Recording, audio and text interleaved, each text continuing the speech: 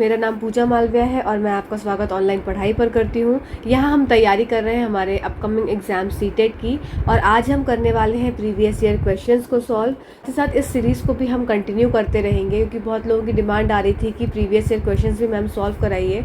तो previous year questions इस तरह से सॉल्व करेंगे कि उससे रिलेटेड चीज़ें भी हम थोड़ी जानते चलें, जिससे कि हमारा रिविज़न भी होता चले। हम जितनी बार रिवाइज़ करते हैं, जितनी बार चीज़ों को सुनते हैं तो हमारे दिमाग में रह जाती हैं। तो आप इस सेशन से ज़रूर जुड़िएगा, लास्ट तक देखिएगा, तो आपको एग्ज़ाम में सॉल्व करने में क्वेश्चंस में हेल्प मिलेगी। साथ ही साथ आपको मैं बताना चाहूँगी कि बहुत सारे वीडियोस अपलोड करे हैं मैंने अपने चैनल पर। आप चैनल को सीटेट जनवरी 2024 के नाम से जाके सर्च कर सकते हैं। चैनल पे प्लेलिस्ट बनी हुई है, तो आप उस प्लेलिस्ट में जाकर आप उन वीडियोस से ज़रूर फ़ायदा उठाइए। बहुत मेहनत से वो वीडियोस बनाए गए हैं और आप एक लाइक ज़रूर करा करिए, कमेंट भी करा करिए, तो उससे मोटिवेशन मिलता है आगे भी वीडियोस बनाने का। साथ ही साथ आपकी जानकारी के लिए मैं बताना चाहूँगी कि आपको रोज़ सुबह 10 बजे एक वीडियो मिलता है, तो ये 10 का डोज आप रोज़ लेते रहिए, तब तक लेते रहिए जब तक आपका एग्ज़ाम नहीं होता है। मैं आपको इतनी गारंटी तो दे सकती हूँ कि आपके साइंस में अच्छे मार्क्स आ जाएंगे। मैं फुल मार्क्स की गारंटी इसलिए नहीं देती हूँ क्योंकि पता नहीं कैसा किस टाइप का पेपर आ जाए, पर अगर पेपर इसी हिसाब से आएगा जैसे कि अभी तक आया है तो आपके मार्क्स अच्छे आ जाएंगे, क्योंकि हमने काफ़ी चीज़ों को कवर किया है। 6th 7th 8th क्लास की NCERT मैंने पूरी की पूरी कवर की है। साथ ही साथ बायो का भी एक सेक्शन मैंने आपको 2 घंटे 10 मिनट का वीडियो रहेगा, वो उस 2 घंटे 10 मिनट में जितना बायो हो सकता है क्लास 6 to क्लास 8 तक, 9th और 10th की मैं बात नहीं कर रही हूँ, क्लास 6 से क्लास 8 तक में जितना बायो है, कंटेंट है, वो मैंने उस 2 घंटे में कवर किया है और बहुत अच्छे से एक्सप्लेन किया है। आप उन वीडियोस पे ज़रूर अपना फ़ायदा उठाइए और उन सब वीडियोस को देखिए। अपना जो नोट करने वाली चीज़ें हैं उसको नोट करिए, नहीं तो 1-2 बार सुन लीजिए। आपका एग्ज़ाम बस आ ही गया है, अब तैयारी बहुत स्पीड में कर दीजिए। चलिए आज का वीडियो स्टार्ट कर देते हैं। तो सबसे पहला क्वेश्चन है, which of the following can be used to observe the complete length of a distant tall tower clearly। आपसे पूछा गया है कि एक सुदूर लंबी मीनार की संपूर्ण लंबाई का अवलोकन करने के लिए निम्नलिखित में से किसका प्रयोग किया जाना चाहिए। तो आपको एक ऐसे मिरर के बारे में बताना है, जो दर्पण, जो आपको दूर से आप कोई भी ऑब्जेक्ट देख रहे हैं तो वो आपको पूरा का पूरा दिखाई दे। तो ये सिंपल क्वेश्चन है, इसको थोड़ा सा घुमाया गया है। जैसे कि आपसे पूछा जाता है कि अगर आप ड्राइव कर रहे हैं तो आपके जो मिरर लगा है, रियर व्यू मिरर है जो आपके कार में लगा रहता है, उसमें आने वाले सारे व्हीकल्स आपको दिख पा रहे हैं कि नहीं दिख पा रहे हैं। आपसे सिंपल क्वेश्चन में ये पूछा गया है कि कार में आप जो भी मिरर को यूज़ करते हैं वो कौन सा मिरर होता है। तो आप देख सकते हैं किस तरह से क्वेश्चन सीटेट ने घुमाया है। तो क्वेश्चंस के आप क्वेश्चंस को देख के समझ सकते होंगे कि क्वेश्चंस को घुमाया जाता है, same to same as such question नहीं आता है। एज सच एक आधी क्वेश्चन आता है, पर उसके हिसाब से क्वेश्चंस को बहुत टर्न करते हैं। तो आपका कॉन्सेप्ट क्लियर होना बहुत ज़रूरी है। तो आइए सबसे पहले देख लेते हैं कि जो कॉन्वेक्स मिरर है और जो कॉनकेव मिरर है, तो कॉन्वेक्स मिरर की अगर मैं बात करूँ और दूसरा हो जाता है हमारा कॉनकेव मिरर। तो ये जो कॉनकेव मिरर है ये हमारी हर तरह की इमेज को बनाता है। मतलब आपकी यहाँ पे इमेज देखने को मिलेगी, आपकी रियल भी दिखेगी, आपकी इन्वर्टेड भी दिखेगी, आपकी डिमिनिश्ड भी दिखेगी, छोटी भी दिखेगी, आपकी एनलार्ज बड़ी इमेज भी दिखेगी, आपकी वर्चुअल भी दिखेगी। किसमें? आप कॉनकेव मिरर की जब मैं बात करूँगी। और कॉनकेव मिरर आपको कहाँ पे यूज़ होते हैं, ये आप डेंटिस्ट के यहाँ यूज़ कर सकते हैं। ये मिरर डेंटिस्ट का जो मिरर होता है कॉनकेव होता है। साथ ही साथ आपका ये मिरर देखने को मिलता है आपके टॉर्च के लाइट में, आपके हेड लैम्प्स में, आपकी हेड लाइट्स में। तो ये सब मिरर कहाँ पे? आपके सोलर कुकर में, मतलब सोलर जो सेल्स लगे होते हैं उसमें। तो ये सारे मिरर आपको कहाँ देखने को मिले? कॉनकेव मिरर इन सब जगहों पे मिले। अब बात कर लेते हैं कॉन्वेक्स मिरर की, जो हमारे एग्जाम में ये क्वेश्चन पूछा गया है। तो कॉन्वेक्स मिरर एक ऐसा मिरर होता है जो कि आपको छोटी इमेज देखने को मिलती है, जिसमें तो आपकी इमेज कैसी हो जाएगी? डिमिनिश्ड इमेज हो जाएगी। साथ ही साथ ये इमेज होती है वर्चुअल। तो ये सब पॉइंट्स आपको याद रखने हैं कॉन्वेक्स मिरर के बारे में। अब इसमें कोई भी दूर से भी कोई ऑब्जेक्ट दिख रहा होगा, कितना भी बड़ा होगा, तो आपके मिरर में वो कंप्लीट ऑब्जेक्ट आएगा। तो ये मिरर तो आपको ऐसा कोई भी लार्ज लंबा टावर है जो कि दूर पे है, तो वो आपको कहाँ देखने को मिलेगा? वो आपको कॉन्वेक्स मिरर में देखने को मिलेगा। ठीक है, अब बात कर लेते हैं थोड़ी सी और बातें कर लेते हैं। प्लेन मिरर अगर इसमें देखने को मिला है, प्लेन मिरर से भर भर के क्वेश्चन आता है, हो सकता है इस बार आपका आ जाए। तो प्लेन मिरर, अगर मेरे पास ये प्लेन मिरर है तो सबसे पहली बात है, जैसी मैं हूँ वैसी की वैसी ही मैं दिखूंगी, मतलब मैं दिखूंगी सेम साइज़, जितना साइज़ है मेरा उसी साइज़ में मैं दिखूंगी। दूसरा इंपॉर्टेंट पॉइंट होता है कि इमेज जो होती है हमेशा इरेक्ट होती है, मतलब सीधी खड़ी इमेज होती है। तीसरी बात होती है जितना डिस्टेंस ये ऑब्जेक्ट का मिरर से है उतना ही डिस्टेंस मिरर का एक इमेज से रहेगा, मतलब कि इसकी दूरी अगर मान लो 10 है सेंटीमीटर है तो इसकी दूरी भी 10 सेंटीमीटर या 10 मीटर जो भी आप मान ले लें तो इतनी रहेगी। और इसके साथ साथ आपको लेटरल इन्वर्जन देखने को मिलता है किसमें, मिरर में, प्लेन मिरर में। ठीक है, तो ये कुछ इंपॉर्टेंट पॉइंट्स थे जो मैंने आपको मिरर के फटाफट से रिपीट करवा दिए। चलिए अगले क्वेश्चन की तरफ चलते हैं।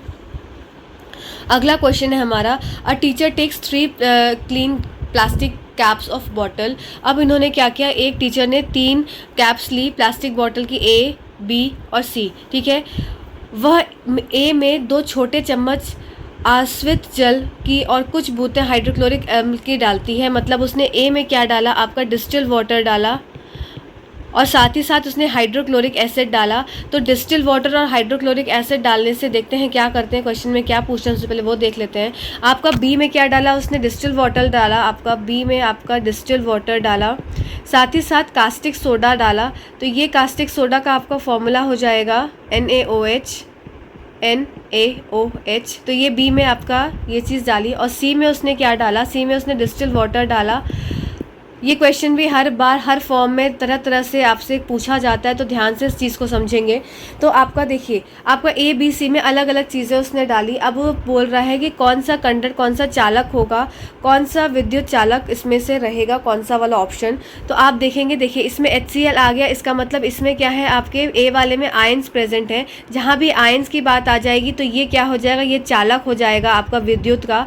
तो ये तो ऑप्शन गलत हो जाएगा। फिर आपकी बात आती है कि नेक्स्ट जो है आपका वाटर और कास्टिक सोडा, इसमें भी NaOH है, मतलब आयंस प्रेजेंट है, OH माइनस आयंस। तो ये भी क्या है, ये भी आपका इलेक्ट्रिसिटी कंडक्ट करेगा, मतलब कि एक चालक हो गया इलेक्ट्रिसिटी का।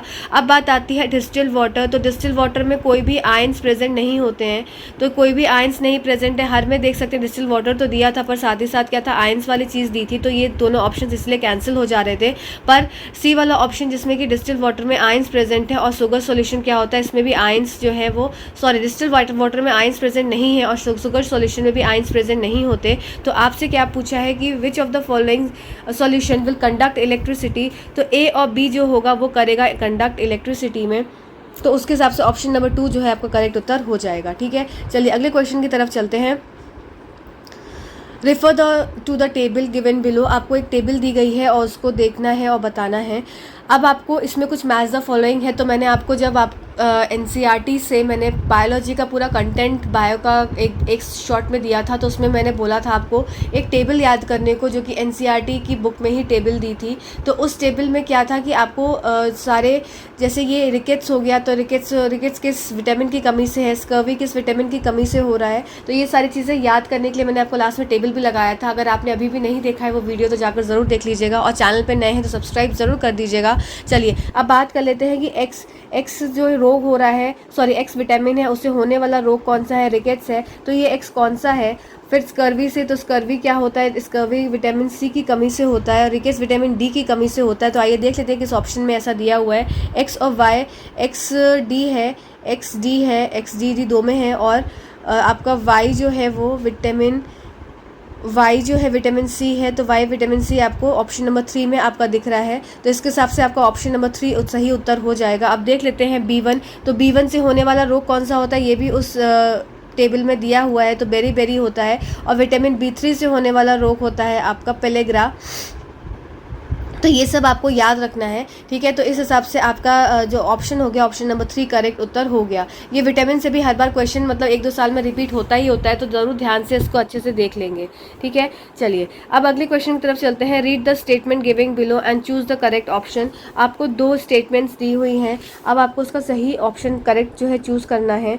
देख लेते हैं, हिंदी में पढ़ लेते हैं। चांद की सतह पर हम गुरुत्वाकर्षण बल अनुभव नहीं करेंगे। तो ये तो स्टेटमेंट बिल्कुल ही गलत हो गई, नहीं करेंगे वाली। क्यों? क्योंकि चांद पर तो गुरुत्वाकर्षण या ग्रेविटेशनल फोर्स हम महसूस करते हैं, और ये क्या हो जाती है, हमारी जो मून पे ग्रेविटेशनल फोर्स है वो कैसी होती है, 1/6 होती है। किसकी? जो अर्थ पे ग्रेविटेशनल फोर्स है उसके 1/6 होती है। अगर मेरा वेट अर्थ पे 60 kg है तो मेरा वेट मून पे कितना हो जाएगा, 60/6 हो जाएगा, 10 किलो। तो मैं इतनी पतली और इतनी एकदम स्लिम ट्रिम हो जाऊंगी। क्यों? क्योंकि मैं मून पे हूँ। तो इस हिसाब से क्या है कि आपको ये याद रखना है। सिर्फ ये मैं थोड़ा बीच में ऐसा कुछ ऐसा इसलिए बोलती हूँ जिससे आप एक्टिव रहें और याद करते रहें अपनी चीज़ों को। तो चांद की सतह पर गुरुत्वाकर्षण बल की आवश्यकता होती है, मतलब वो प्रेजेंट होता है। तो ये नहीं वाला स्टेटमेंट तो गलत हो गया। फिर दूसरा स्टेटमेंट, चांद की सतह पर ऑक्सीजन नहीं है, ये बात बिल्कुल सत्य है। तो इस हिसाब से आपका क्वेश्चन नंबर 4 का उत्तर हो जाएगा ऑप्शन नंबर 3। एस सही नहीं है पर S2 सही है, ये आप समझ गए होंगे। ठीक है, चलिए अगले क्वेश्चन की तरफ चलते हैं। Which of the following statement most correctly describe the property of clayey soil. अब हमने क्लेई सॉइल, लोमी सॉइल और सैंडी सॉइल, मतलब चिकनी मिट्टी, दुमटी मिट्टी और आपकी बालुई मिट्टी, इसके बारे में बहुत बार चीज़ें करी हैं और चैनल पे बहुत वीडियोस भी पढ़े हैं जिसमें मैंने इन मिट्टियों के बारे में बहुत बार अच्छे से डिस्क्राइब किया है। तो इसको ज़रूर देख लीजिएगा। ये सब क्वेश्चंस ना मोस्ट रिपीटेड क्वेश्चंस में से आ जाते हैं और इसीलिए, और कुछ लोग पूछ रहे थे कि आप मैम जो कंटेंट दे रही हैं उससे सीटेट पार होगा कि नहीं होगा। तो देखो, सीटेट तो पार मेरे हिसाब से तो हो जाना चाहिए, क्योंकि कंटेंट उसी हिसाब से बनाया है जैसे आपके क्वेश्चंस में पेपर में क्वेश्चंस आते हैं। साथ ही साथ अब भाई किस्मत ख़राब होती है तो पेपर का पैटर्न ही एकदम चेंज हो जाए। जैसे एक बार बहुत पहले हुआ था सीटेट में 2018 के टाइम में शायद, जब उनका ईवीएस का एकदम पैटर्न चेंज कर दिया था। ईवीएस फिर आपके एनसीईआरटी से ना पूछ के यूपी टेट में जैसी ईवीएस आती है उस ढंग से पूछी थी। तो भाई जब अगर किस्मत ख़राब है तो सभी की ख़राब है, और किस्मत अच्छी है तो सबकी अच्छी है। तो आप बस करते जाइए, चीज़ें तैयार करते जाइए, आपका हो जाएगा क्लियर, बिल्कुल टेंशन मत लीजिए। चलिए अब बात कर लेते हैं कि आपको इसमें से क्लेई सॉइल के बारे में बताना है। तो मैं आपको कुछ बातें बता दूं कि हमारी क्लेई सॉइल होती है, हमारी लोमी सॉइल होती है और हमारी सैंडी सॉइल होती है। आपको ये सेशन हो सकता है थोड़ा लंबा दिखे, पर इस सेशन से आपके कंसेप्ट बहुत क्लियर हो जाएंगे, इतना मैं आपको बिलीव दिलाती हूँ।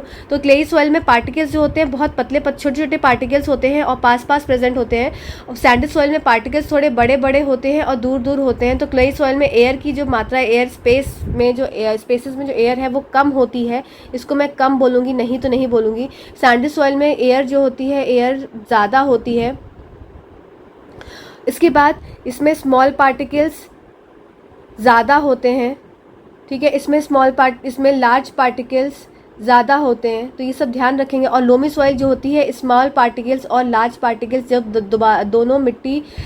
जब दोनों कण बराबर मात्रा में होते हैं तो वो लोमी सॉइल होती है। ये हाईली ह्यूमस रिच सॉइल होती है और ये अच्छे से वाटर रिटेन करती है, मतलब वाटर रिटेन कैपेसिटी जो होती है इसकी अच्छी होती है, इसीलिए ये बेस्ट सॉइल मानी जाती है। कौन सी? दुमटी मिट्टी सबसे अच्छी मिट्टी मानी जाती है। क्लेई सॉइल में क्या हो जाता है, अब ये सॉइल कॉम्पैक्ट हो जाती है क्योंकि पानी के इसमें छिद्र जो होते हैं बहुत ही छोटे छोटे कण रह जाते हैं, बहुत पास पास कण रहते हैं, तो ये कॉम्पैक्ट होती है। इसमें पानी बहुत ज़्यादा होता है तो मोर वाटर होती है इसमें प्रेजेंट। साथ ही साथ ये हैवी होती है सॉइल, और ये सॉइल लाइट होती है आपकी, और ये आपकी मॉडरेट होती है। ठीक है, तो ये सब वेट में वाइज हो गई बातें। अब बात कर रहे हैं which of the following statement, निम्नलिखित कथनों में से कौन सा कथन मटियार मृदा या चिकनी मिट्टी के गुण की सर्वाधिक सटीक रूप से वर्णन करता है। तो इसमें जल शीघ्रता से निकल जाता है, तो बात बिल्कुल गलत हुई। तो सैंडी सॉइल के बारे में बात हो जाएगी। इसमें बहुत कम मात्रा में खाद मिट्टी होती है, तो ये बात तो गलत है। इसमें ह्यूमस अच्छी मात्रा में प्रेजेंट होता है, ये भी बात आपकी गलत हो जाएगी।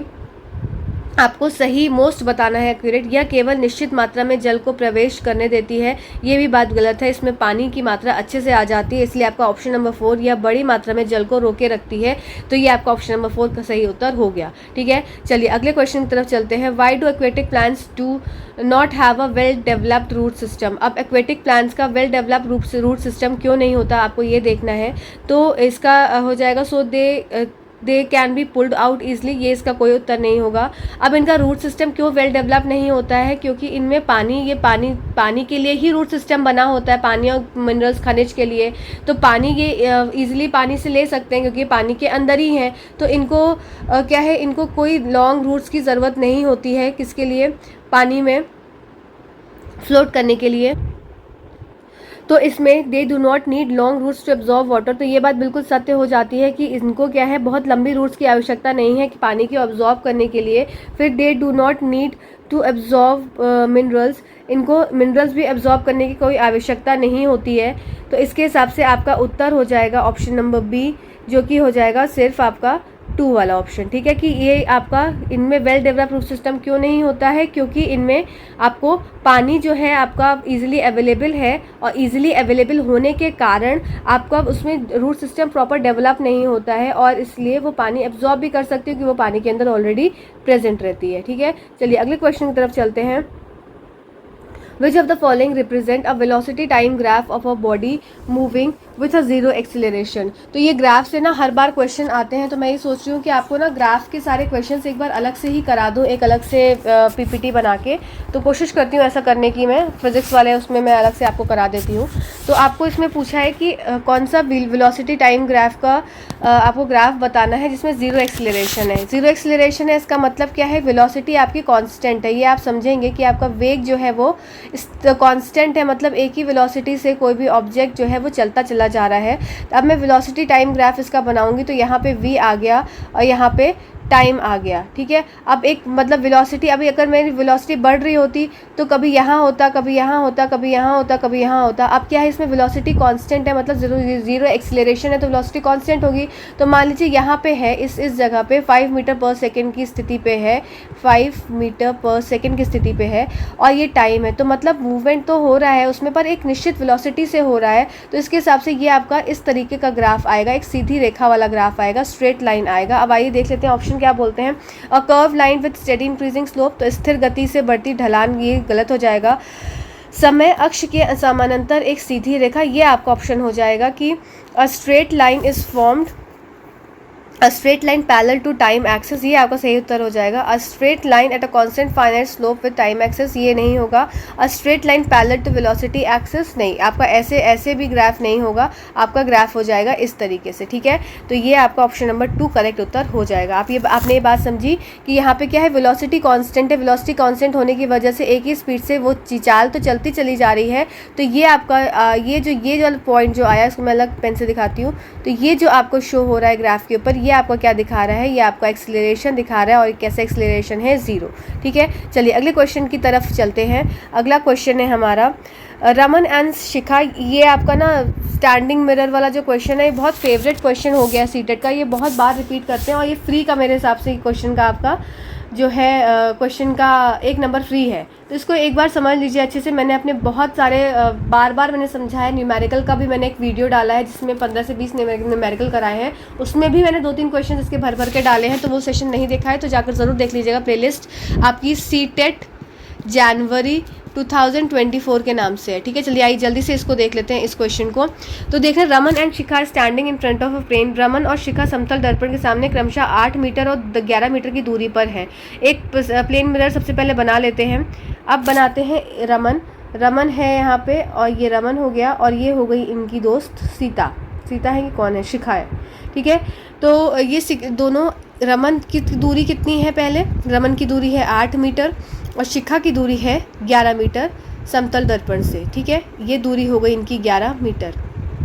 अब बोल रहे हैं कि Raman moves from his position such that distance between him and his images. अब रमन इस तरीके से मूव करता है कि उसके और उसके इमेज के बीच की दूरी जो है वो 10 मीटर रह जाती है। मतलब अगर अब रमन आगे बढ़ा तो रमन की इमेज कहाँ बनी, यहाँ बनी, ठीक है। अभी रमन पीछे था तो इमेज कहाँ बन रही थी, रमन पीछे तो इमेज भी उसकी पीछे बन रही थी। जितनी दूरी पे इमेज ऑब्जेक्ट रहता है उतनी दूरी पे ही इमेज बनती है, तो रमन की इमेज यहाँ बन रही थी, ठीक है। अब रमन क्या है, थोड़ा आगे बढ़ा, और रमन के आगे बढ़ने से क्या हो गया, रमन और उसके इमेज की दूरी कितनी बन गई, 10 मीटर। मतलब रमन यहाँ पे 5 मीटर की दूरी पे होगा, और ये भी यहाँ पे 5 मीटर की दूरी पे इसकी इमेज बनी होगी, टोटल तब जाके 10 होगी, ठीक है। अब बात कर रहे हैं Shikha move 6 metre towards the mirror. अभी शिखा यहाँ पे प्रेजेंट थी, अब शिखा क्या हुई, 6 मीटर आगे बढ़ गई।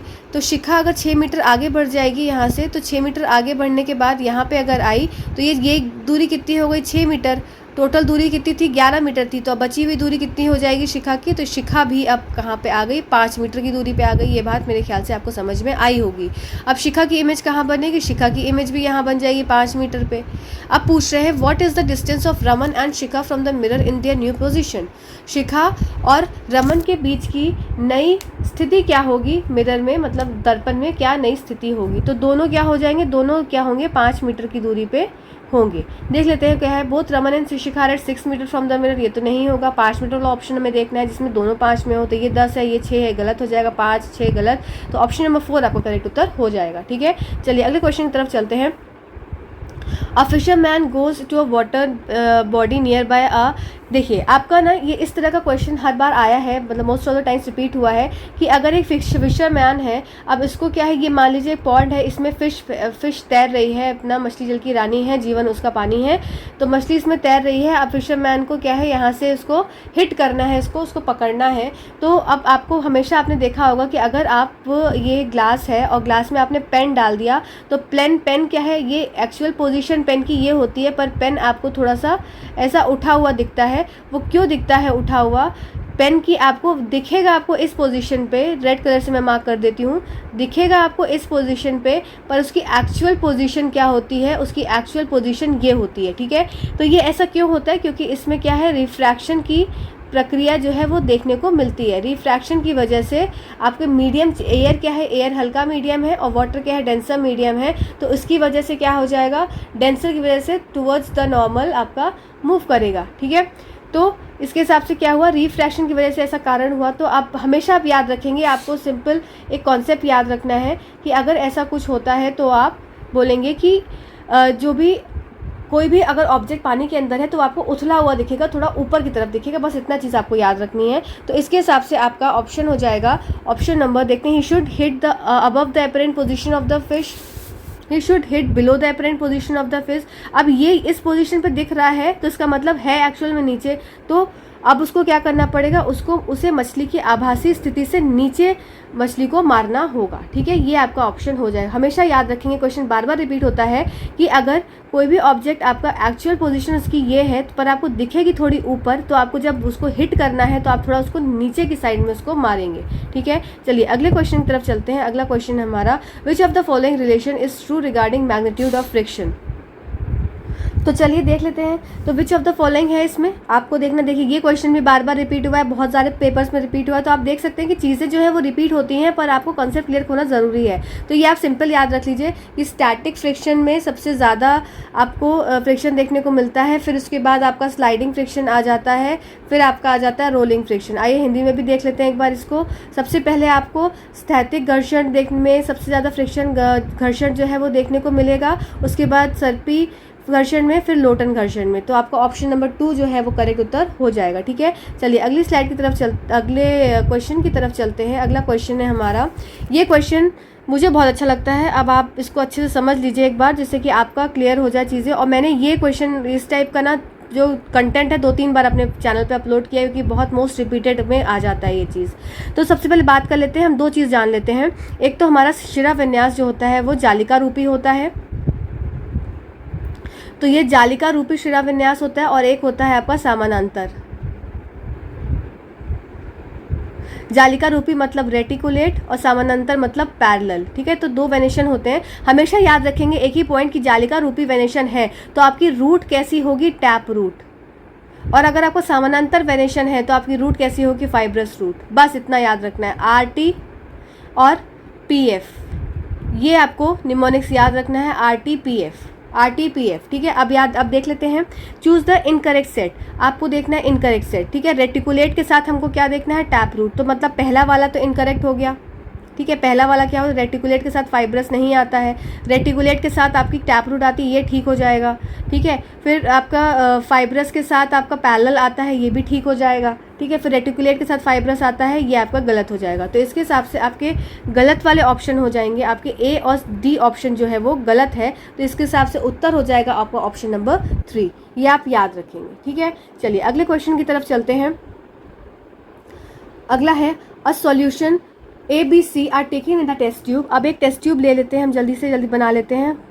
वीडियो थोड़ा लंबा हो रहा होगा पर आपको एक्सप्लेनेशन मिल रहा है, तो आपको हेल्प मिलेगी आपके आने वाले एग्जाम्स में उसको सॉल्व करने के लिए। ठीक है, तो ABC टेस्ट ट्यूब है, इसमें क्या किया इन्होंने, चाइना रोज, इसमें क्या है, इंडिकेटर क्या पड़ा है, चाइना रोज का इंडिकेटर डाल रहे हैं, ठीक है, चाइना रोज का इंडिकेटर पड़ा है, चाइना रोज का इंडिकेटर पड़ा है। अब इंडिकेटर डालने से, अब इसके अंदर इंडिकेटर पड़ा है पर इसके अंदर कुछ सॉल्यूशन भी है, ठीक है ना, कुछ सॉल्यूशन भी पड़ा हुआ है और इंडिकेटर डाल दिया। तो इंडिकेटर डालने से क्या हुआ, जो ए था वो ग्रीन कलर का हो गया, बी जो है वो कलरलेस रहा और सी जो है वो डार्क पिंक का हो गया, ठीक है।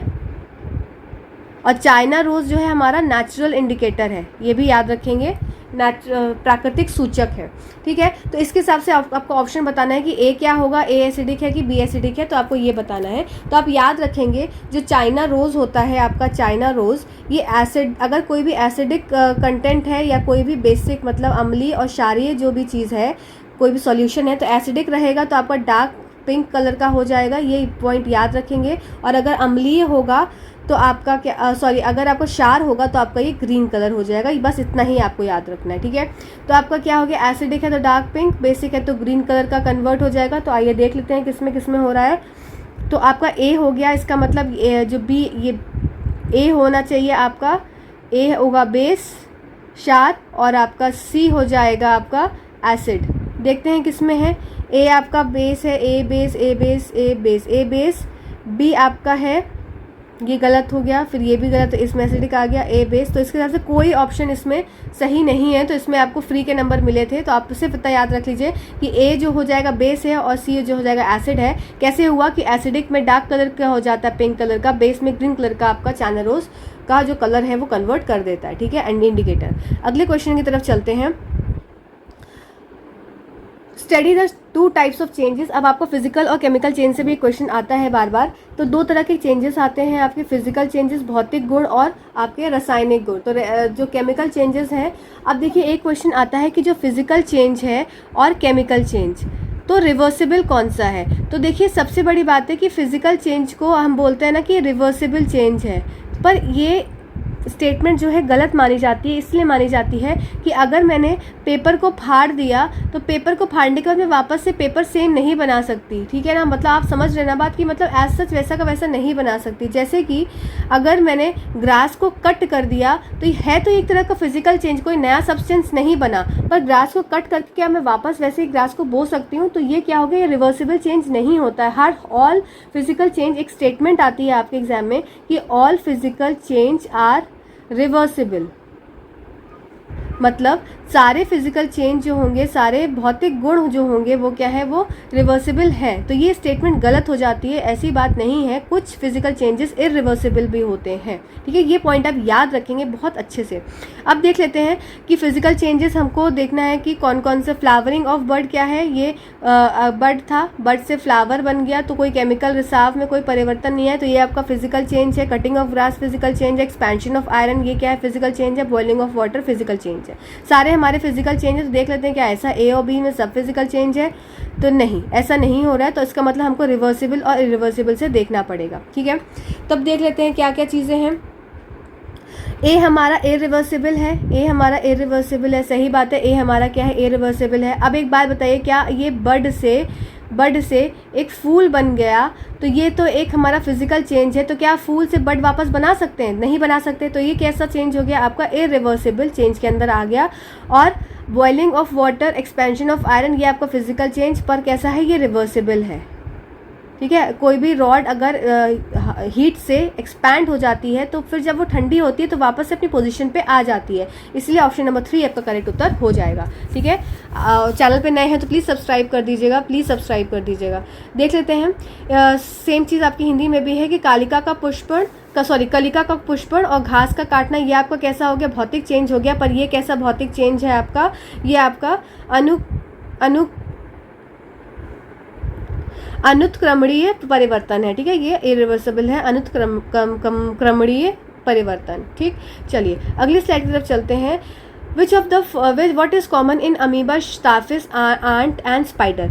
अमीबा, स्टारफिश, चींटी और मकड़ी में से क्या समानताएं हैं। तो देखिए सबसे पहली बात होती है कि ये इनमें क्या क्या समानताएं हैं। तो क्या दे ले एग्स टू रिप्रोड्यूस, तो ऐसा तो नहीं है, अमीबा एग अंडा नहीं दे सकता, ठीक है ना। अमीबा कैसे, अमीबा बाइनरी फिशन के द्वारा ये अमीबा है, ठीक है। ये अमीबा है तो धीरे धीरे क्या हो जाएगा, ऐसे ऐसे ऐसे होता रहेगा, तो अंदर नाभिक भी इसका ऐसा फैलेगा और फिर 2 अमीबा में इस तरह से कन्वर्ट हो जाएंगे। तो ये तो एक तरह से बाइनरी फिशन है, करेगा। फिर एंट में, स्पाइडर में, तो ये ऑप्शन गलत हो जाएगा, मतलब वे प्रजनन के लिए अंडे देते हैं, गलत बात है। दे लिव इन वाटर, तो आंट पानी में नहीं रह सकती, तो ये भी बहुत गलत हो जाएगी। They have scales on their body, तो ऐसी बात ज़रूरी नहीं है, अमीबा के ऊपर कोई स्केल नहीं होता है। फिर दे ऑल लैक बैकबोन, तो ये बात बिल्कुल सत्य है कि इनकी सभी के पास बैकबोन नहीं होती। अब आपको एक पॉइंट मैं आपको याद दिला देती हूँ, आपकी NCERT क्लास 7 की बुक में लिखा हुआ है कि जो स्नेक है, स्नेक के पास लॉन्गेस्ट बैकबोन होती है। ये पॉइंट आप याद रखेंगे, लॉन्गेस्ट बैकबोन, ठीक है। किसके पास, स्नेक के पास, सांप के पास सबसे लंबी बैकबोन होती है, ठीक। चलिए, इसके हिसाब से आपका ऑप्शन नंबर फर्स्ट जो है करेक्ट उत्तर हो जाएगा। Given below are the steps to conduct an experiment to test the presence of starch in leaf. अब आपको क्या है, एक पत्ते में मंड की उपस्थिति को जांचने के प्रयोग करने के लिए नीचे दिए गए चरण है, निम्नलिखित में से कौन सा चरण आवश्यक नहीं है। तो कौन सा चरण आवश्यक नहीं हो जाएगा, तो देखिए आपको क्या करना होता है, एक पत्ती लेते हैं, सबसे पहले पत्ती को क्या करना है, पत्ती में कोई कलर होगा, ठीक है। और सबसे पहली बड़ी बात है, पत्ती में क्या प्रेजेंट होता है, क्लोरोफिल होता है। तो क्लोरोफिल को हटाना है, तो क्लोरोफिल को हटाने के लिए क्या करेंगे, इसको हीट कर देंगे। हीट करने के बाद इसको क्या करेंगे, अल्कोहल में डाल देंगे, अच्छे से इसको वॉश कर लेंगे। वॉश करने के बाद क्या करेंगे, अब इसकी प्रक्रिया में को चालू करेंगे। तो अब पत्ती कैसे मिल गई हमको, पत्ती ऐसी मिल गई, एकदम ट्रांसपेरेंट सी पत्ती मिल गई। अब इसमें क्या ऐड करेंगे, इसमें आयोडीन ऐड करेंगे, क्योंकि हमारा जो स्टार्च मंड का टेस्ट होता है उसमें आयोडीन की आवश्यकता होती है। अगर इस पत्ती में मंड है तब क्या हो जाएगा, ये ब्लू ब्लैक कलर की हो जाएगी। तो ये बता देगी कि इस पत्ती में जो आयोडीन की वजह से टेस्ट क्या हुआ, ब्लू ब्लैक कलर आया। अब अगर मंड प्रेजेंट होगा तो क्या हो जाएगा, ये ब्लू ब्लैक कलर में कन्वर्ट हो जाएगी, चेंज हो जाएगी पत्ती, नहीं तो ये वैसी की वैसे ही रहेगी। तो बस इसमें यही देखना है। तो देख लेते हैं ऑप्शंस क्या क्या बोल रहे हैं। तो ऑप्शन है आपके कि पहला, पत्ते को पहले पानी में उबालते हैं फिर अल्कोहल में, ठीक है, सही बात है। फिर विरंजित पत्ते को धोते हैं, सही बात है। फिर पत्ते को आंच में गर्म करते हैं, तो ये ऐसा कुछ नहीं है। पत्ते को जब आंच में गर्म करेंगे तो पत्ता जो है वो जल जाएगा, और जलने की वजह से कोई भी कार्बन सा रिलीज होगा या कुछ भी होगा, जल, मेन तो बात है जल ऐश बन जाएगा और ये खराब हो जाएगा। तो ये आपका गलत उत्तर हो जाएगा, मतलब यही आपका सही ऑप्शन हो जाएगा। विरंजित पत्ते को कुछ बूंदों आयोडीन में घोल में डालते हैं, तो ये बात बिल्कुल सत्य है। तो ऑप्शन नंबर 3 आपका करेक्ट उत्तर हो जाएगा। चलिए अगले क्वेश्चन की तरफ चलते हैं। How do cyclones decrease the fertility of soil in a coastal area.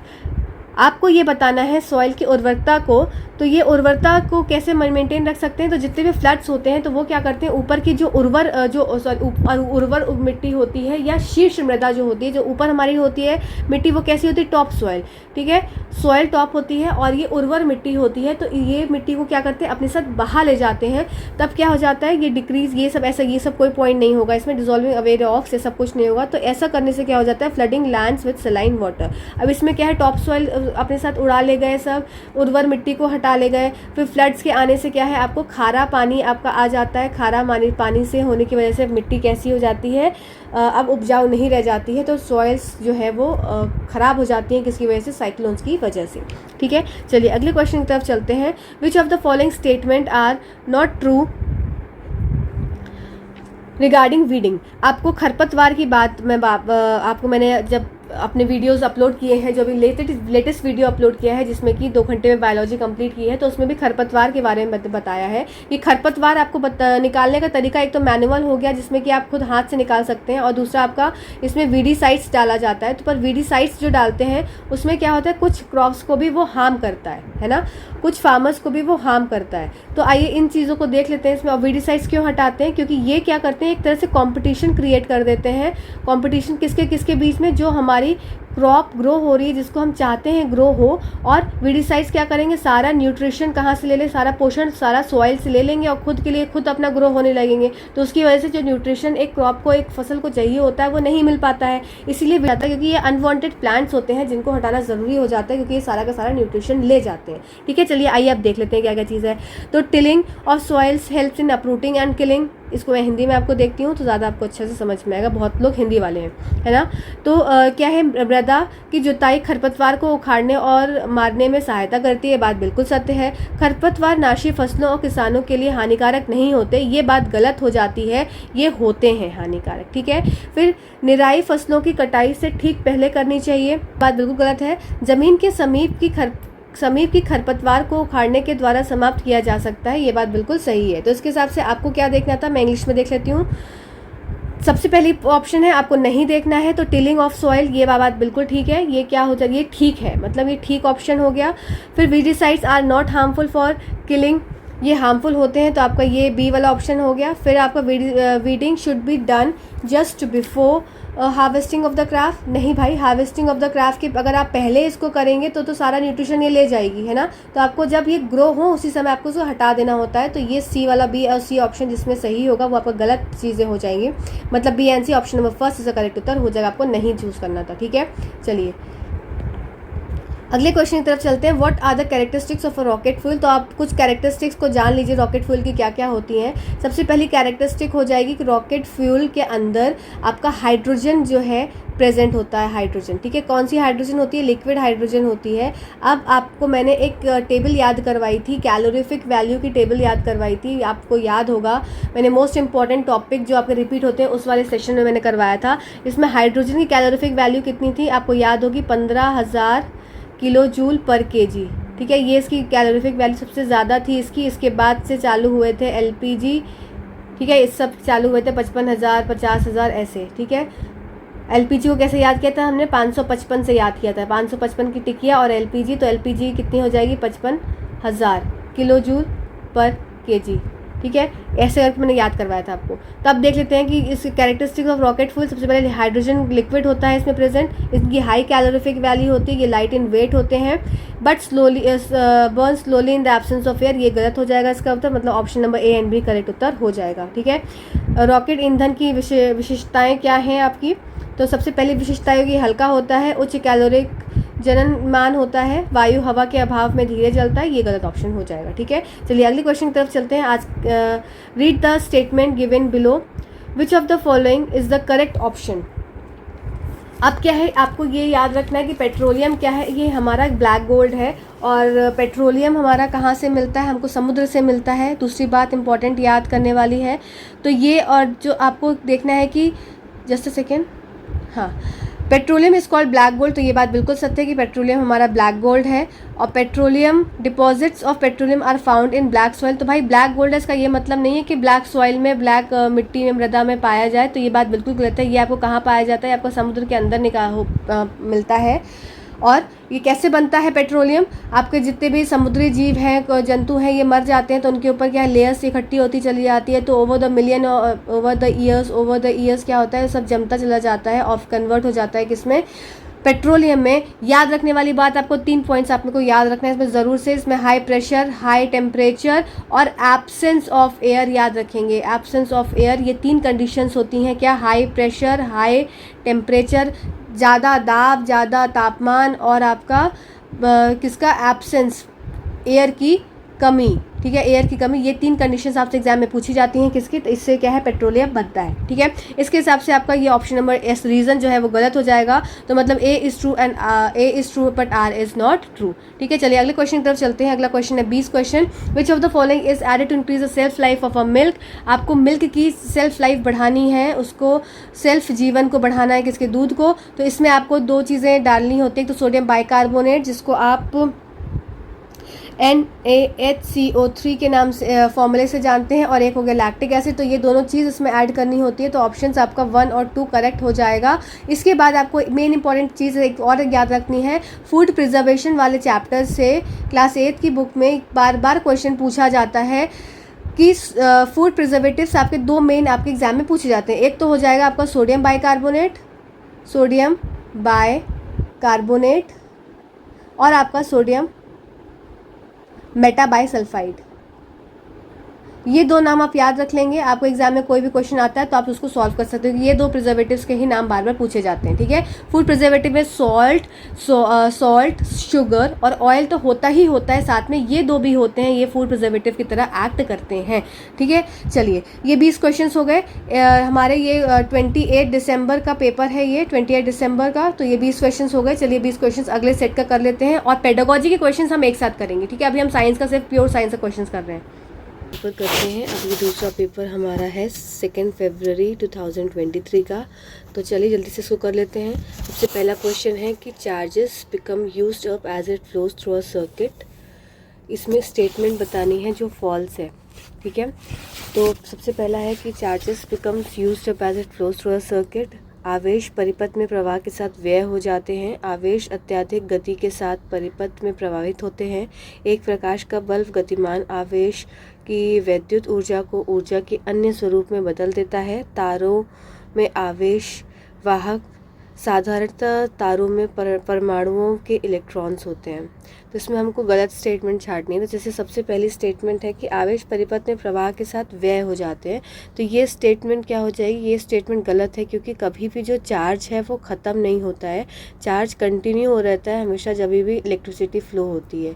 कोई भी अगर मेरे पास सर्किट है, अगर मैं सर्किट यहाँ पर बनाऊँ तो ये जैसे मेरा एक सर्किट मैं ड्रॉ कर रही हूँ, पॉजिटिव टर्मिनल नेगेटिव टर्मिनल। तो यहाँ से क्या हुआ, चार्ज का फ्लो हुआ। तो चार्ज का फ्लो होना मतलब कि मूवमेंट ऑफ किसका हो गया, किसका फ्लो हुआ, मूवमेंट ऑफ इलेक्ट्रॉन्स हुए। और जैसे इलेक्ट्रिसिटी ऑन हो जाएगी, ये स्विच जो है ऑन हो जाएगा, इलेक्ट्रिसिटी का मूवमेंट स्टार्ट हो जाएगा। तो ये कभी भी ख़त्म नहीं होता है। ख़त्म क्या हो सकता है, सेल हो सकती है, बैटरी हो सकती है ख़त्म, पर जो इलेक्ट्रिसिटी है उसमें जो मूवमेंट हो रहा है मॉलिक्यूल्स का, एटम्स का, चार्ज का, इलेक्ट्रॉन्स का, वो कभी भी ख़त्म नहीं होता है। तो ये पहला ऑप्शन तो गलत हो जाएगा आपका, हमको फॉल्स ही देखना है। फिर दूसरा देखते हैं, charge flow through circuit at a very high speed. तो हाई स्पीड से नहीं, एक मॉडरेट स्पीड से चार्ज जो है वो फ्लो करता है, तो ये भी स्टेटमेंट गलत हो जाएगा। फिर a light bulb transform the electrical energy of moving charge into other forms of energy. तो ये बात सत्य है कि कोई भी इलेक्ट्रिक मतलब कोई भी चीज़ क्या ट्रांसफॉर्म होती है, जैसे कि बोलते हैं ना, energy can neither be created not destroyed, it transforms from one form to another. की ऊर्जा कभी भी ख़त्म नहीं होती, ऊर्जा एक चीज़ से दूसरी चीज़ में कन्वर्ट होती है, एक फॉर्म से एक उसका जो फॉर्म होता है उससे दूसरे फॉर्म में। तो ये स्टेटमेंट इसकी ठीक हो गई। और लास्ट स्टेटमेंट है कि charges carries in wire are simply electrons. तो ये बात भी ठीक है कि ये क्या होते हैं, इलेक्ट्रॉन्स होते हैं जो कि possessed by atoms that make up the wire. तो आपका ऑप्शन सी और डी तो करेक्ट हो गया, आपको गलत ऑप्शन देखना था, तो आपका ऑप्शन हो जाएगा उत्तर नंबर 1, ए और बी आपका गलत उत्तर हो जाएगा। चलिए अगले क्वेश्चन की तरफ चलते हैं। ये क्वेश्चन मैंने आपको अपना जो एक वीडियो अपलोड किया है जिसमें न्यूमेरिकल्स कराए हैं, तो ये क्वेश्चन मैंने कराया है क्योंकि ये क्वेश्चन बहुत इंपॉर्टेंट है। और देखिए आपका 2 फरवरी वाले पेपर में क्वेश्चन देखने को मिला, तो ये मोस्ट इंपॉर्टेंट क्वेश्चंस में से आ जाता है। तो जो 2 समतल दर्पण हैं जो कि एक 90 डिग्री के एंगल पर रखे हैं, तो चलिए रख देते हैं। हमारे पास ये समतल दर्पण हमने बना दिया जो कि कितने पे रखा है, 90 डिग्री एंगल पे रखा है। तो ये जो है लॉ ऑफ रिफ्लेक्शन के उस हिसाब से आपका क्या है, आपका न्यूमेरिकल है। तो एक रे ऑफ लाइट क्या कर रही है, इंसिडेंट कर रही है। ये कौन सी हो गई, रे ऑफ लाइट ए है, जो कि इंसिडेंट कर रही है एक मिरर के ऊपर at a 30 degree to the normal. और किससे कर रही है, नॉर्मल से। तो एक ये इमेजिनरी लाइन होती है जो नॉर्मल ड्रॉ कर ली, देन स्ट्राइक्स द मिरर री। अब ये यहाँ से हिट कर रही है, इसका मतलब इसका ये क्या हो गया, इंसिडेंट रे, और ये क्या होगी, रिफ्लेक्ट होगी उसी एंगल से। तो मैं इसको इसी एंगल से रिफ्लेक्ट करा देती हूँ, ठीक है। तो ये रिफ्लेक्शन हो गया इसका। तो ये 30 है ये वाला एंगल, तो ये वाला एंगल कितना हो जाएगा, ये भी 30 हो जाएगा। अब आप खुद सोचिए कि ये आपका कैसा है, एक तरह से अगर मैं इसको कलर चेंज करूँ तो ये आपका कैसा एक एंगल दिख रहा है, पूरा एक ट्राइंगल दिख रहा है, राइट एंगल ट्राइंगल, ठीक है। ये 30 है और ये नॉर्मल होने के बाद ये भी पूरा 90 डिग्री है, तो ये 30 हो गया। तो ये बचा हुआ कितना कोण हो जाएगा, 60 डिग्री। ये 60 है, ये 90 है, तो ये कितना हो जाएगा, ये भी आपका आ जाएगा 30 डिग्री। अब ये जब हिट कर रही है इधर, तो यहाँ से क्या रिफ्लेक्शन होगा, फिर से परावर्तन होगा। तो ये परावर्तन होने से यह वापस से ऐसे चली जाएगी दूर, परिवर्तित हो जाएगी। तो यहाँ पे क्या, यहाँ पे एक नॉर्मल अगर मैं खींच दूँ तो ये वाला एंगल 30 मुझे मिल गया। तो ये एंगल कितना हो जाएगा अब, क्योंकि ये 90 डिग्री और ये इधर का पूरा ये 90 डिग्री हो गया, तो ये आ जाएगा 60 डिग्री। तो ये 60 है, तो angle of I is equals to angle of R. तो ये वाला एंगल भी कितना हो जाएगा, ये भी 60 डिग्री हो जाएगा। तो आपसे पूछा क्या है, आपसे पूछा गया है ए और बी के परावर्तित किरणों के परावर्तन के कोण का पता कीजिए। तो ये क्या हो जाएंगे आपके, 30 डिग्री और 60 डिग्री रेस्पेक्टिवली। इस हिसाब से ऑप्शन नंबर फर्स्ट इसका करेक्ट उत्तर हो जाएगा। आई होप आपको इस क्वेश्चन समझ में आया हो, और ये क्वेश्चन रिपीट भी हो सकता है क्योंकि क्वेश्चन बहुत अच्छा है, जिसमें कि आपको लगेगा कि 30 ही आंसर रहेगा। तो 30 नहीं, 60 नहीं, एक में 30 बनेगा, एक में 60 बनेगा, ठीक है। चलिए अगले क्वेश्चन की तरफ चलते हैं। अगला क्वेश्चन है हमारा Which material would you choose to wrap a box of ice cream to prevent it from melting in summer at 30 degree Celsius and in winter at 3 degree Celsius? गर्मियों में 30 डिग्री सेल्सियस और सर्दियों में 3 degree Celsius पर ice cream को पिघलने से बचने के लिए आप किस सामग्री का चयन करेंगे? तो हमको ऐसी सामग्री का चयन करना पड़ेगा जो क्या होंगी, एक तरह से इंसुलेटर होंगी। अब देखते हैं कि कौन कौन इंसुलेटर हो सकता है। तो एक टर्म होता है आपका कंडक्टर और एक टर्म होता है आपका इंसुलेटर। कंडक्टर क्या करेगा, कंडक्ट करेगा, और इंसुलेटर क्या करेगा, उस चीज़ को रोकेगा। ठीक है, चलिए। Aluminium foil in winter and plastic in summer, तो ये तो गलत हो जाएगा। Blanket in both the cases, तो आपको सही उत्तर हो जाएगा blanket in both the cases.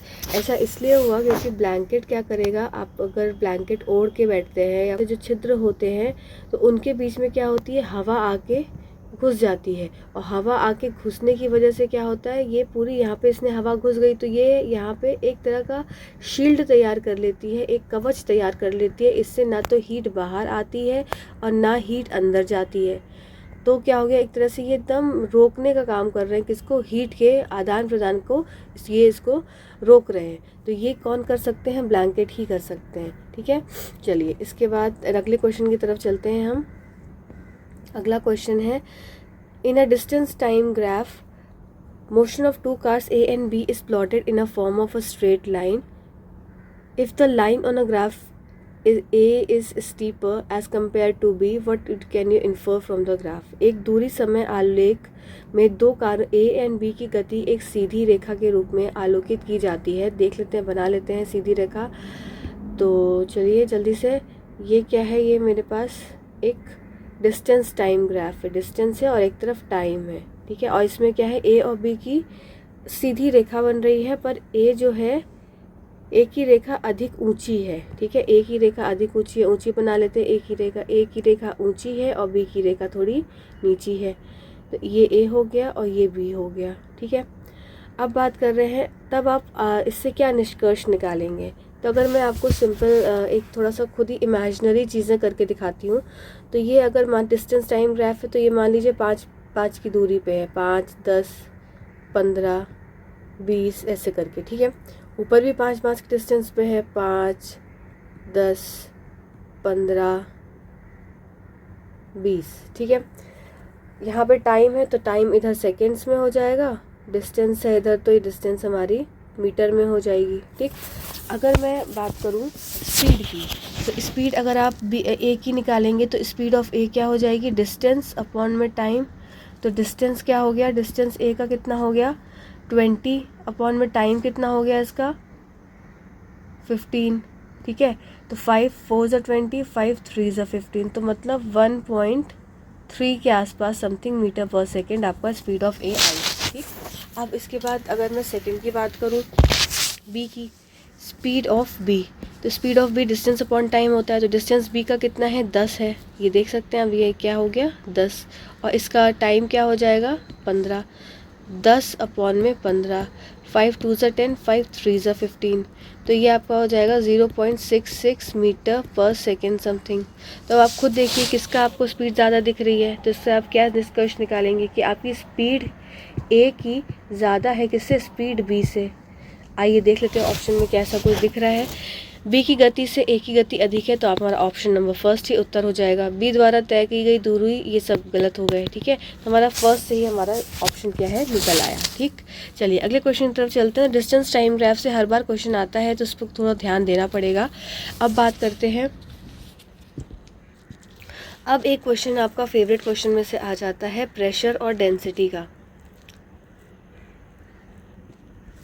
तो प्रेशर और डेंसिटी से के चैप्टर से भी क्वेश्चन हर बार रिपीट हो ही रहा है, तो इसको समझ लेते हैं, बहुत अच्छे से समझेंगे। तो सबसे पहले आप चीज़ें लिख लीजिए। क्या बोल रहा है इसमें कि एक टेबल आपको दे के रखिए जिसमें कुछ डेंसिटीज़ दी हुई हैं, और इसकी डेंसिटी मर्करी की, कॉर्न ऑयल और कॉपर की डेंसिटी दी है। अब उससे पूछा है कि कॉपर कॉइन को अगर ड्रॉप करेंगे ग्लास फील्ड में तो कॉपर कॉइन बना लेते हैं। ठीक है, कॉपर कॉइन हो गया। ग्लास फिल्ड विथ मर्करी, एक ग्लास बनाते हैं जो कि किससे भरा हुआ है, मरकरी से भरा है, फिल्ड विथ मरकरी। इसमें क्या भरा है, इसमें मरकरी भरा है। ठीक है, एंड कॉर्न, और दूसरा ग्लास है जो किसने क्या भरा है, इसमें कॉर्न ऑयल भरा है, कॉर्न ऑयल। तो आपको 2 ग्लास देखने को मिले, एक में मरकरी भरा है और एक में कॉर्न ऑयल भरा है। अब वो बोल रहा है अगर क्या होगा अगर आप ये कॉपर का जो कॉइन है आप एक एक करके दोनों में डालेंगे। तो ये आपका क्या हो गया, ये आपका A ग्लास हो गया और ये आपका B ग्लास हो गया। ठीक है, इसमें अगर आप कॉपर कॉइन डालेंगे तो अभी सबसे पहले समझते हैं कॉपर कॉइन का। बहुत ध्यान से सुनिएगा, इस क्वेश्चन को आप फिर कर पाएंगे। ठीक है, तो कॉपर की डेंसिटी कितनी दे के रखी है, ध्यान देंगे 8960। ठीक है, फिर इसके बाद मरकरी की कितनी डेंसिटी है, मरकरी की है 13550, मतलब 13550। ठीक, आपका कॉर्न ऑयल की कितनी है, आपकी है 900।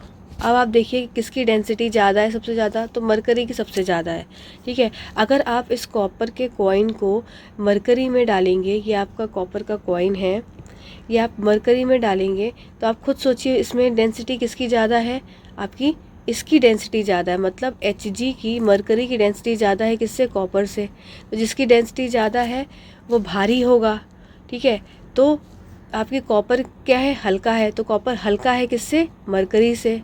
कॉपर ध्यान से समझेंगे, हल्का है किससे, मरकरी से। तो हल्का होने की वजह से ये क्या करेगा, ये तैरेगा। ठीक है, अब दूसरा केस देख लेते हैं।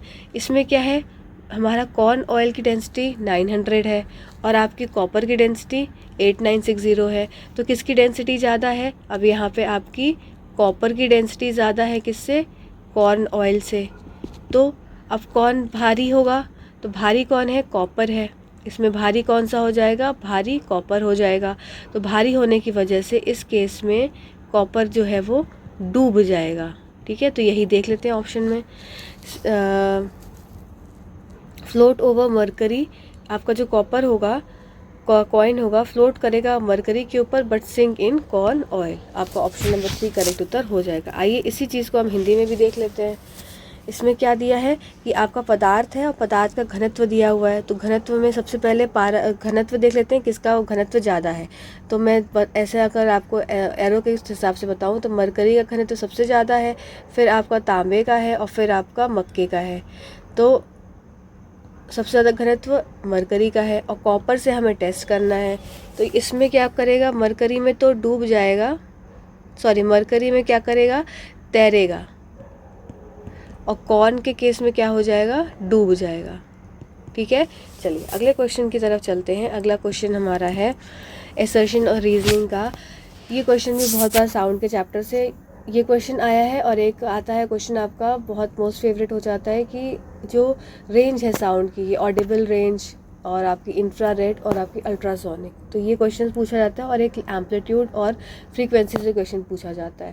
ठीक है, चलिए आइए देख लेते हैं इसको जल्दी से हम लोग। Larger the amplitude of vibration louder is the sound. कंपन का आयाम जितना अधिक होगा उतनी ही ध्वनि उच्च होगी। ये बात तो बिल्कुल ठीक है। आपको एक चीज़ याद रखनी है, FASL जिसको कहते हैं फसल, फसल याद रखनी है। फ्रीक्वेंसी पे श्रिलनेस, मतलब जितनी ज़्यादा फ्रीक्वेंसी होगी उतनी ज़्यादा श्रिलनेस होगी या उतनी ज़्यादा पिच होगी।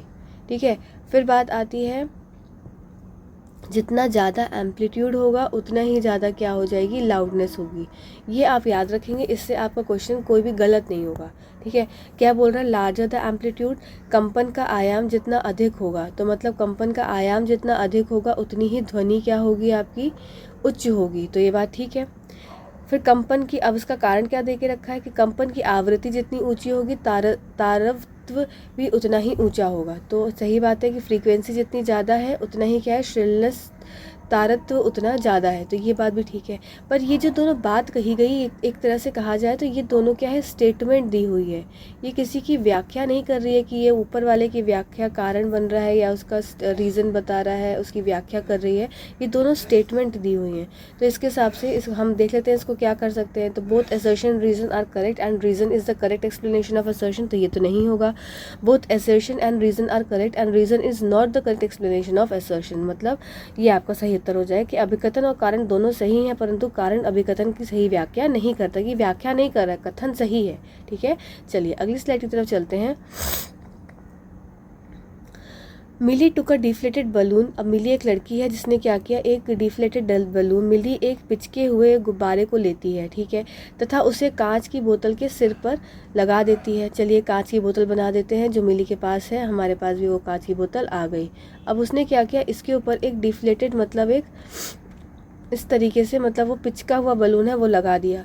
वह उस कांच की बोतल को खौलते उबलते पानी के पात्र में डाल देती है। अब उस मिली ने क्या किया, मिली शैतान थी, उसने इसमें क्या किया, पानी जो था नीचे से बॉयल हो रहा था, उसने इसको बॉयल पानी में जिसमें से भाप निकल रही थी तो इसमें डाल दिया, ठीक है। गुब्बारे की आकृति में उबलते पानी में रख देती है। गुब्बारे की आकृति में परिवर्तन होता है, यह गतिविधि क्या दर्शाती है। अब आप ये देखिए कि अगर इसमें ये पानी उबल रहा है तो इसका मतलब यहाँ पे जो मॉलिक्यूल्स हैं वाटर के वो भी क्या हो रहे होंगे, उनमें भी काइनेटिक एनर्जी आ गई होगी, तो वो भी ऐसे ऐसे मूव कर रहे होंगे। इसके मूव करने से इसके अंदर जो ग्लास जार में तो कुछ नहीं भरा हुआ है, पर ग्लास जार के अंदर एयर तो प्रेजेंट है ना, तो एयर क्या करती है, एयर एक्सपैंड हो रही होगी। एयर क्या हो रही होगी, एक्सपैंड हो रही होगी। क्यों, क्योंकि एयर के अंदर मॉलिक्यूल्स प्रेजेंट हैं। ये मॉलिक्यूल्स क्या करेंगे, ये दूर दूर भागेंगे। अब ये मॉलिक्यूल्स जब दूर दूर भागेंगे तो यहाँ से जो ओपन है, ये इसका मुख जो खुला हुआ है, यहाँ से भी एयर के मॉलिक्यूल्स निकलेंगे और एयर के मॉलिक्यूल्स इसमें भी आ जाएंगे। तो इसकी वजह से क्या हो जाएगा, ये गुब्बारा अब फूल जाएगा। ध्यान देंगे क्योंकि एयर के मॉलिक्यूल्स का मूवमेंट हो रहा है, ठीक है। तो अब देख लेते हैं उसके हिसाब से इस एक्टिविटी से आप क्या समझ सकते हैं। गर्म होने पर बोतल के अंदर की हवा वायु घटती है, तो ये तो बिल्कुल गलत हो जाता है कि गर्म होने पर वायु घटती नहीं है, गर्म होने पर वायु क्या होती है, बढ़ती है। गर्मी गुब्बारे के अंदर उच्च दाब उत्पन्न करती है, तो ऐसा भी कुछ नहीं है कि हाई प्रेशर उत्पन्न कर रही है, ठीक है। फिर air inside the bottle increases on heating, कि एयर जो है बलून की आपकी वो इंक्रीज हो रही है हीट करने पर। Heat causes air inside to expand, तो आपका ऑप्शन नंबर 4 जो है करेक्ट उत्तर हो जाएगा कि गर्मी बोतल के अंदर की हवा वायु को प्रसारित करती है, ठीक है। चलिए अगले क्वेश्चन की तरफ चलते हैं, थोड़ा फास्ट करते हैं। In an experiment 2 sample of colourless solutions, ये भी आपका एसिड बेस से क्वेश्चन है ना, फिक्स है कुछ क्वेश्चन की, ये आते ही आते हैं। Solutions Mn were taken on adding turmeric solution. अब आपके पास जल्दी से बना लेते हैं। एक ये बीकर है, कलरलेस सॉल्यूशन Mn, एक M सॉल्यूशन है जो कि कलरलेस है और दूसरा N है जो भी वो भी कलरलेस है सॉल्यूशन। और एडिंग टर्मरिक सॉल्यूशन, इसमें क्या ऐड किया, टर्मरिक ऐड किया, ठीक है। इसमें भी क्या ऐड किया, टर्मरिक ऐड कर दिया, ठीक है। इससे क्या हो गया, जो आपका M है वो आपका येलो कलर का कन्वर्ट हो जाएगा और जो आपका N है वो आपका कन्वर्ट हो जाएगा ब्रिक रेड कलर में। तो आप ये बताएंगे कि अब इसमें अब आप खुद सोच सकते हैं कि अगर कोई भी सॉल्यूशन है उसमें येलो कलर में कन्वर्ट हो जा रहा है तो इसका मतलब ये क्या होगा। तो आपने देखा होगा कि अगर कोई रुमाल के ऊपर हल्दी का दाग लग गया और उसके ऊपर आप सोप या डिटर्जेंट डाल देते हैं तो वो रेड रेड सा हो जाता है। तो इसका ये मतलब होता है कि वो जो रुमाल के ऊपर जो दाग था और उसके ऊपर जो हमने क्या डाला, डिटर्जेंट डाला, उससे क्या हुआ, वो रेड कलर में हो गया। तो इसका मतलब वो एक तरह से बेस है, तो यहाँ से ब्रिक रेड में कन्वर्ट हो रहा है। इसका मतलब हम यहाँ से ये देख सकते हैं कि ये क्या है, ये एक तरह का बेस हो गया, क्षार हो गया। और ये येलो कन्वर्ट हो गया तो ये क्या हो गया, एसिड हो गया। अब इसमें क्या किया, अब उसने बोला कि on adding M to N, अब उसने M को, अब इसको M को इसने क्या डाल दिया, N में डाल दिया, मतलब इसको इसमें डाल दिया, ठीक है। अब M को N में डालेगा मतलब एसिड को इसने क्या किया, अब एसिड को बेस में डाल दिया, ठीक है। तो हमारी एसिड और बेस की रिएक्शन क्या हो जाती है, एक सॉल्ट बनता है प्लस वाटर बनता है, ठीक है। और इस रिएक्शन का नाम क्या होता है, न्यूट्रलाइजेशन या रिएक्शन, उदासीकरण रिएक्शन, ठीक है। तो on adding M to N the red colour gradually fades, red colour fade हो जाए, क्यों, क्योंकि वो न्यूट्रलाइजेशन रिएक्शन हो गई। What can you conclude from the nature of M and N, तो M क्या हो जाएगा, एसिड, और N हो जाएगा आपका बेस, ठीक है। चलिए अगले क्वेश्चन की तरफ चलते हैं। Identify the set which is not a food preservative. मैंने आपको बार बार ये क्वेश्चन मतलब ये लाइन समझाई है कि फूड प्रिजर्वेटिव आपको याद रखने हैं, फूड प्रिजर्वेटिव्स। तो फूड प्रिजर्वेटिव्स में क्या क्या मैंने आपको बोला था, जो दो टर्म बहुत बार पूछा जाता है कि सोडियम मेटाबाइसल्फाइड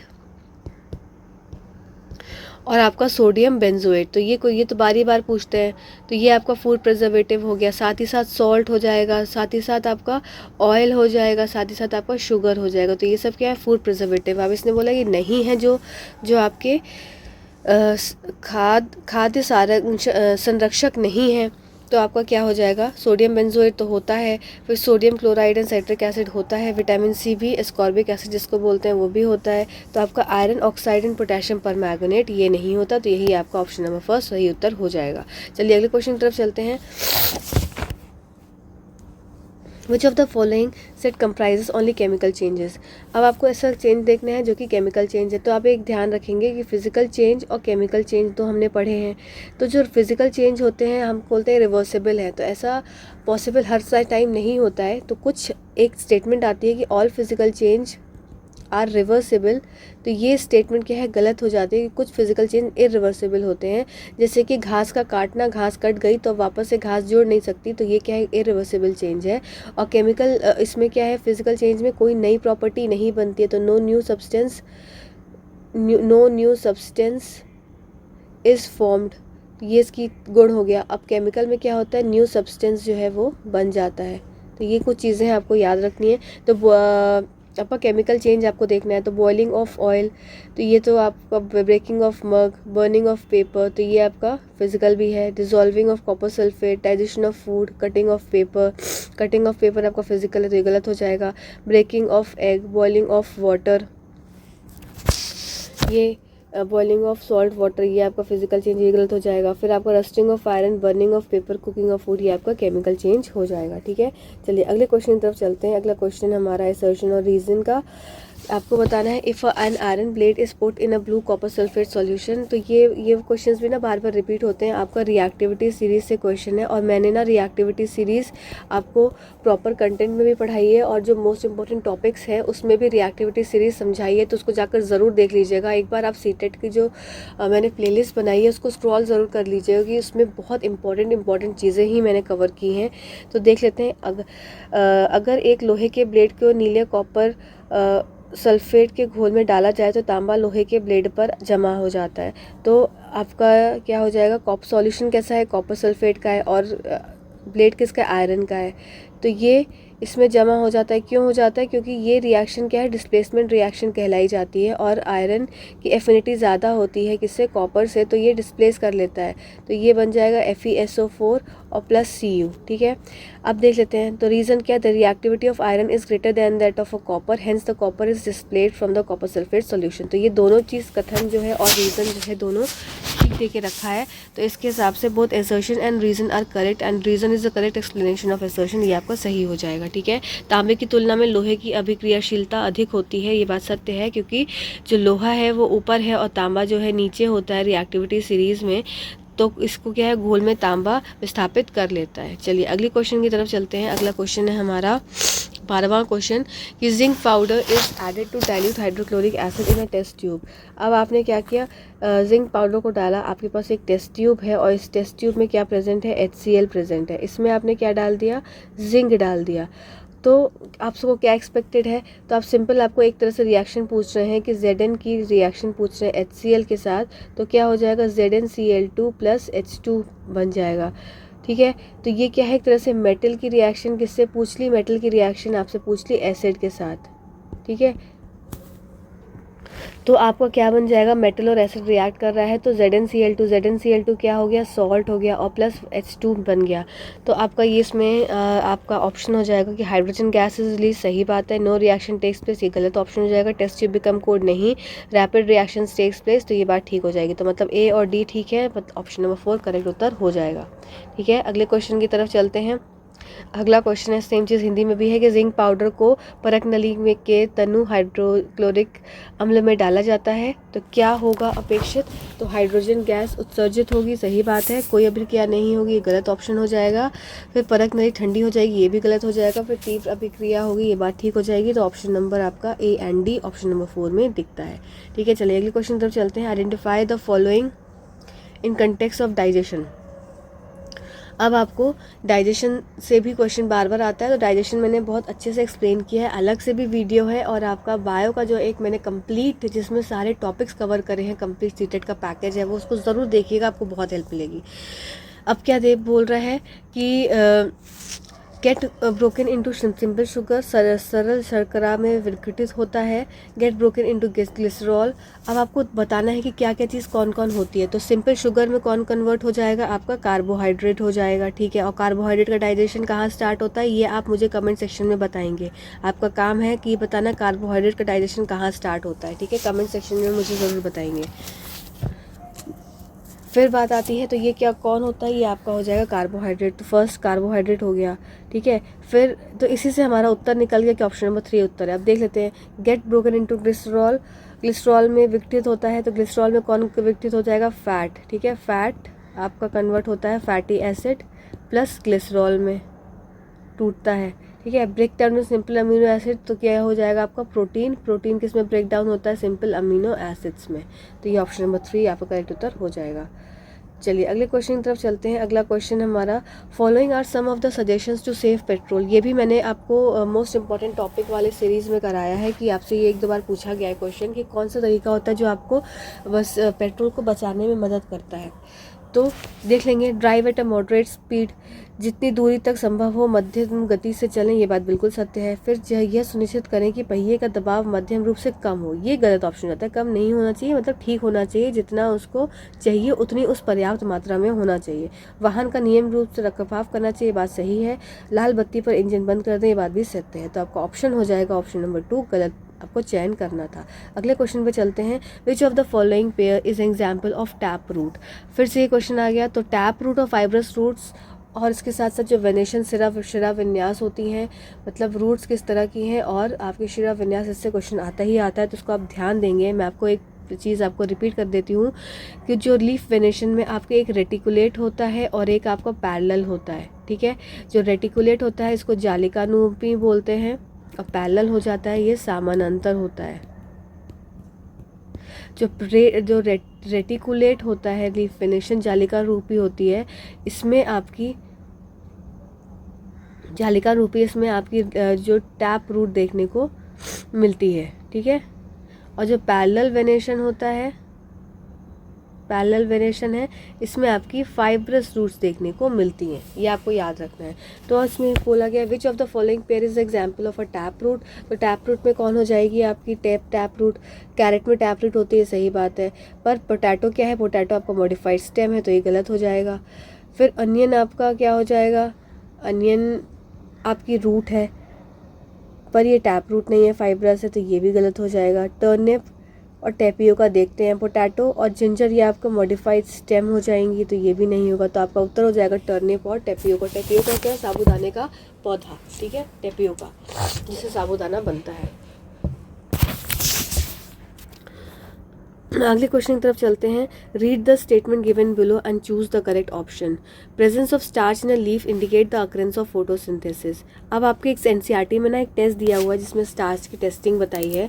तो उस स्टार्च की टेस्टिंग में कैसे आपको टेस्ट करना है कि एक पत्ती में स्टार्च प्रेजेंट है कि नहीं है, इसका मतलब कि प्रॉपर फोटोसिंथेसिस हो रहा है कि नहीं हो रहा है। उसको जांचने के लिए क्या किया, उन्होंने एक पत्ती को लिया और उस पत्ती को उन्होंने क्या किया, उसको सबसे पहले उन्होंने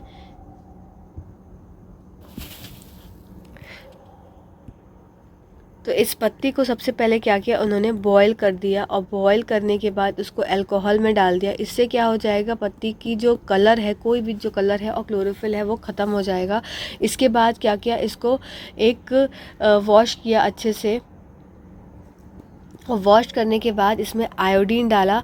तो जैसे ही आयोडीन डालेंगे, अगर इसमें क्या प्रेजेंट है, स्टार्च प्रेजेंट है, तो आपका कलर हो जाएगा ब्लू ब्लैक। ये टेस्ट आपके एनसीईआरटी बुक में दिया है और ये कई बार पूछा है। और अगर अगर उसमें स्टार्च नहीं प्रेजेंट होगा तो वो ब्लू ब्लैक कलर नहीं देगी। तो देख लेते हैं, presence of starch in a leaf indicate the occurrence of photosynthesis, ये बात बिल्कुल सत्य है। Oxygen form during photosynthesis ultimately get converted to starch, ये बात गलत है, ठीक है। तो आपका हो जाएगा कि A is true but R is false. पत्तियों में स्टार्च की उपस्थिति प्रकाश संश्लेषण की घटना को दर्शाती है, बात सत्य है। प्रकाश संश्लेषण के समय बनी ऑक्सीजन अंततः स्टार्च में परिवर्तित होती है, ये बात नहीं होती, ऐसा कुछ नहीं होता है, ठीक है। चलिए अगले क्वेश्चन की तरफ चलते हैं।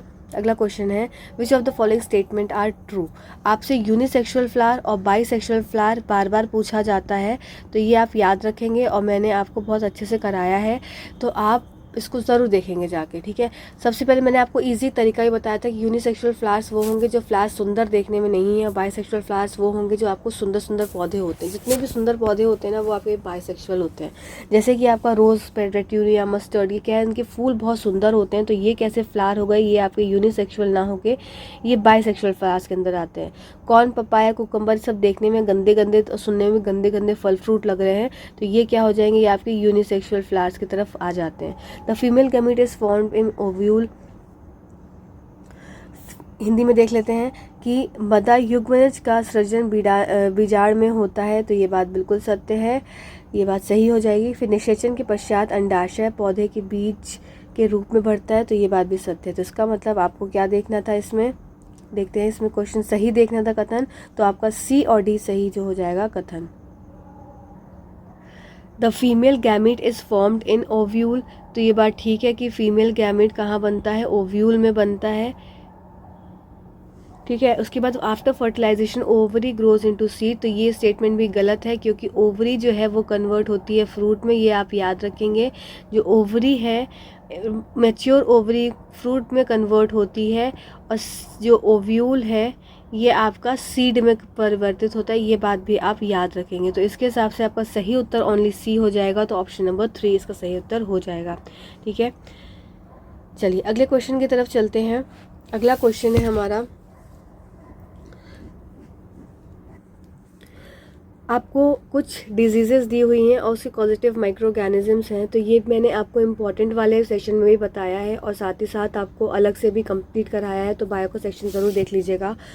तो इसमें आपको बताना है, तो पोलियो किससे होता है, पोलियो आपका होता है वायरस के द्वारा।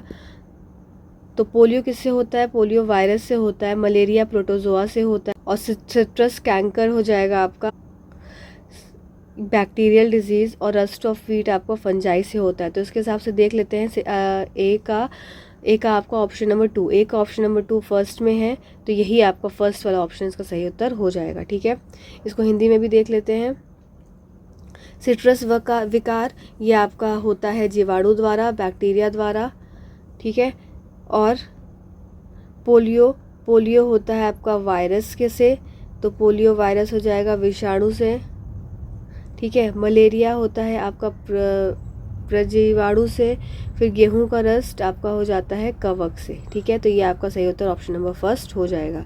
चलिए अगली स्लाइड, अगले क्वेश्चन की तरफ चलते हैं। Identify the following on the basis of given information. पौधों में जल एवं पोषक के परिवहन के लिए संवहन उत्तक होते हैं, तो are vascular tissues for transportation of water and nutrients, तो ये बात बिल्कुल सत्य है।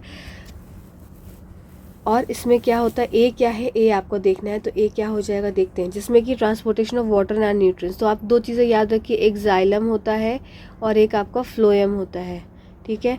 तो जाइलम होता है वाटर और मिनरल्स के ट्रांसपोर्ट के लिए, वेसल जाइलम वेसल होती है, और फ्लोएम वेसल होती है आपकी फूड ट्रांसपोर्ट के लिए, ठीक है। और दूसरा पूछा tiny pores present on the surface of stomata, ये क्या होते हैं, सर्फेस ऑफ लीव्स, तो ये टाइनी पोर्स क्या हो जाएंगे, ये आपके हो जाएंगे स्टोमेटा। तो ऐसा ऑप्शन जिसमें वाटर पहले जाइलम हो, फिर फ्लोएम हो, फिर स्टोमेटा हो, तो वो देख लेते हैं। तो पहले जाइलम, फिर फ्लोएम, फिर स्टोमेटा, आपका ऑप्शन नंबर बी में देखने को मिल रहा है, ठीक है। चलिए अगले क्वेश्चन की तरफ चलते हैं। अगला क्वेश्चन है हमारा आज का आखिरी question. Which of the following statement is incorrect with respect to plants and animal cell. आपको प्लांट एंड एनिमल सेल में जो गलत ऑप्शन है वो आपको चूज़ करना है। तो cell membrane is both present in plant cell and animal से बात सत्य है। कोशिका झिल्ली पशुओं और पौधों दोनों में उपस्थित होती है। Cell wall is absent in plant cell while present in animal cell, तो यही आपका उत्तर हो जाएगा, ये आपका आंसर हो जाएगा, क्योंकि उल्टा दे के रखा है।